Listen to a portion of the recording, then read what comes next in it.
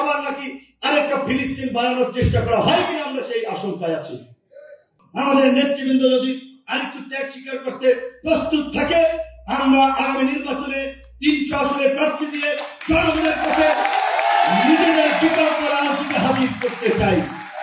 আল্লাহকে হাজির নাজির করে বলছি, যে কয়দিন ছাত্রলীগের মার খেয়েছে, হামলা মামলার শিকার হয়েছি, ওই কয়দিন রাজপথেও দেখিনি।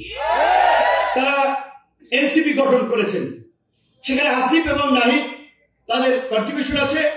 আসিফ নাহিদ 19 সালে 2028 বছর পরে অনুষ্ঠিত ডাকসুতে আমাদের প্যানেল থেকে সাংস্কৃতিক সম্পাদক পদে নির্বাচন করেছিলেন। কিছু সময় ছাত্র অধিকার পরিষদে রাজনীতি করেছেন, ব্রেক নিয়েছেন। আসিফ 23 সাল পর্যন্ত ছাত্র অধিকার পরিষদের সাথে ছিলেন। তাদের একটা রাজপথে ভূমিকা ছিল।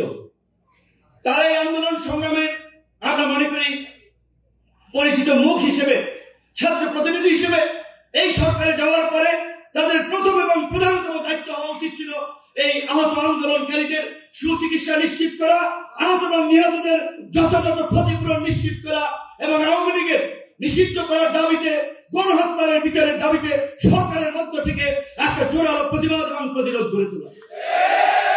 আমরা দেখলাম না, এখন রাজপথের কর্মসূচি দেখি, এগুলো মাইলেজ দেওয়ার কর্মসূচি আর বক্তব্য। তোমরা তো সরকারে ছিল, নাহিদ তো সরকারে ছিল 6 মাস 7 মাসের মতো। আসিফ তো এখন সরকার আছে। মাহফুজ, যাকে মাস্টারমাইন্ড বলা হচ্ছে, আমরা অনেক জুনিয়র বিশ্ববিদ্যালয় ছিল। আল্লাহকে হাজির নাজির করে বলছি, যে কয়দিন ছাত্রলীগের মার খেয়েছে, হামলা মামলার শিকার হয়েছি, ওই কয়দিন রাজপথেও দেখিনি। তাদেরকে মাস্টারমাইন্ড বানিয়ে দেওয়া হচ্ছে। এই কারণে বললাম যে ইতিহাস বিকৃত করার চেষ্টা চলছে।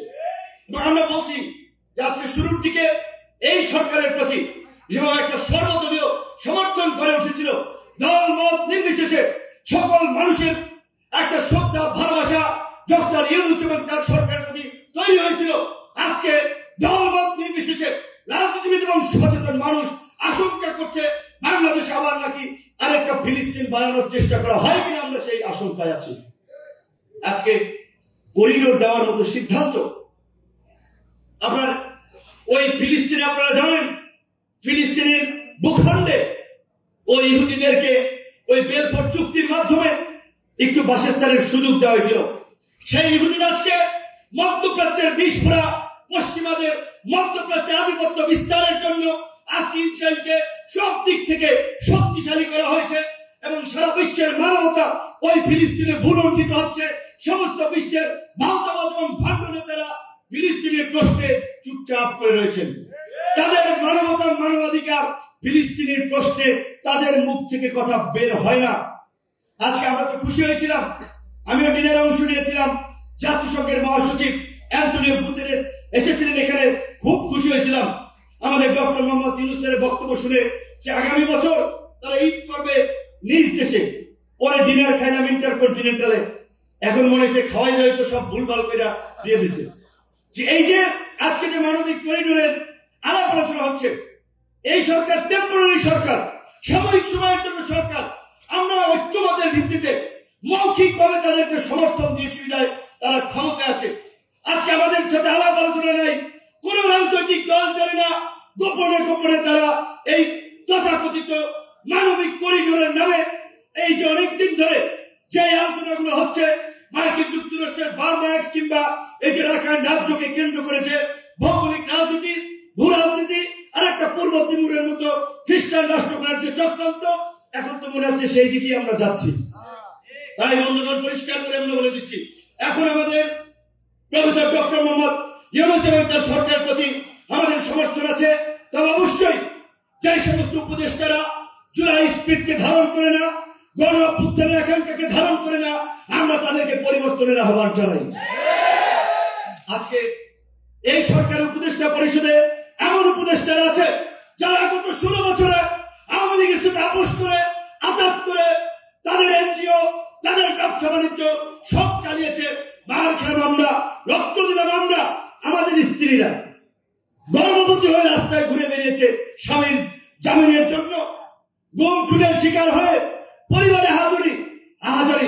আর আজকে কোত্থেকে সরকার হয়েছে, জেল থেকে বাইরে এলাম, বাইরে আগে তো স্বাভাবিকভাবে যে একটা মানসিক সভার মধ্যে ছিলাম, কয়েকদিন যাইতে একটা লিস্ট তৈরি হয়েছে। 16 জনের, প্রথমে আলাপ ছিল 15 জন, 2-4 জনের নাম আমরা বলেছিলাম বাদ দেওয়ার জন্য, পরে 2 জন ছাত্র যুক্ত করে হয়েছে 17, সেইখান থেকে এখন বোধহয় 24 না 25। কিন্তু কোথেকে যে এই নামগুলো আসলো আমরা ভেবেছিলাম, আমরা জেনেছিলাম রাজনৈতিক নেতৃবৃন্দ বোধহয় জানে, তাদের সাথে আলাপ আলোচনা হয়েছে, পরবর্তীতে জানলাম কেউ জানে না এই সমস্ত নামের তালিকায়। আজকে এই যে অন্ধকারের রাজনৈতিক নেতৃবৃন্দ সহ সকলকে অন্ধকারে রেখে একটা উপদেষ্টা পরিষদ গঠিত হয়েছে।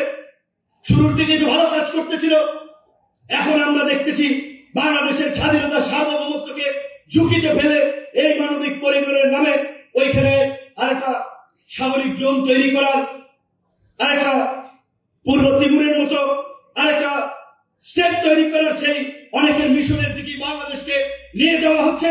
তাই আমরা এখান থেকে পরিষ্কারভাবে আমরা বলতে চাই, সরকার যদি এই করিডোর দেওয়ার সিদ্ধান্ত থেকে সরে না আসে, অনতিবিলম্বে এই যে গণ অধিকার পরিষদের শক্তির সাথে আজকে যারা নতুন করে যুক্ত হয়েছে তাদের শক্তিতে আমরা যতটুকু বলিয়ান হয়েছি, এই শক্তি দিয়ে আগামীতে আবার রাজপথে নামা হবে।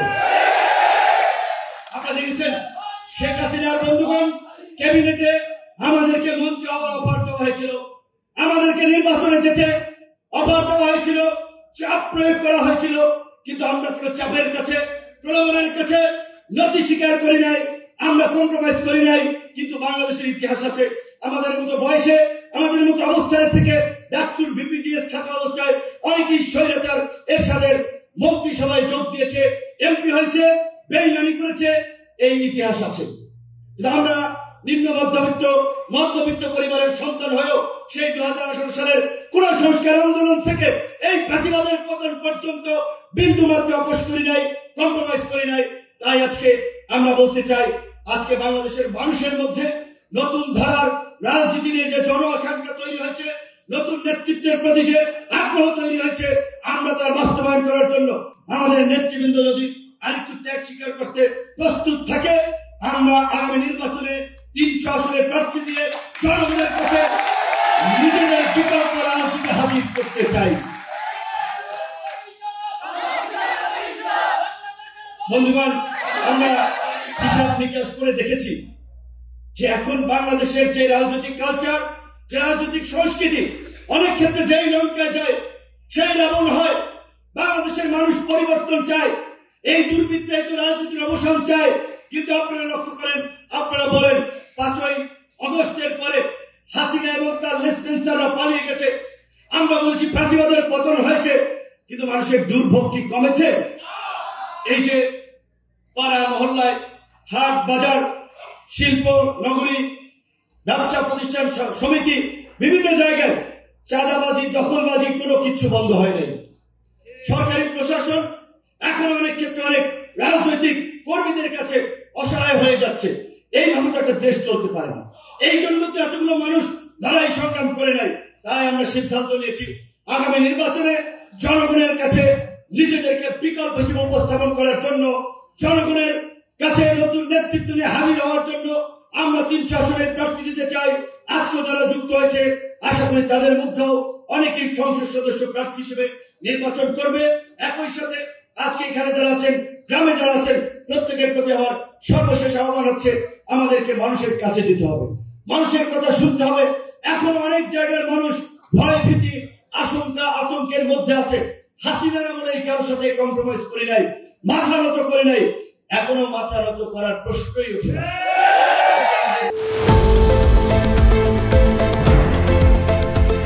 দেশের পাশে, বিশ্বের সাথে, মেট্রো টিভি।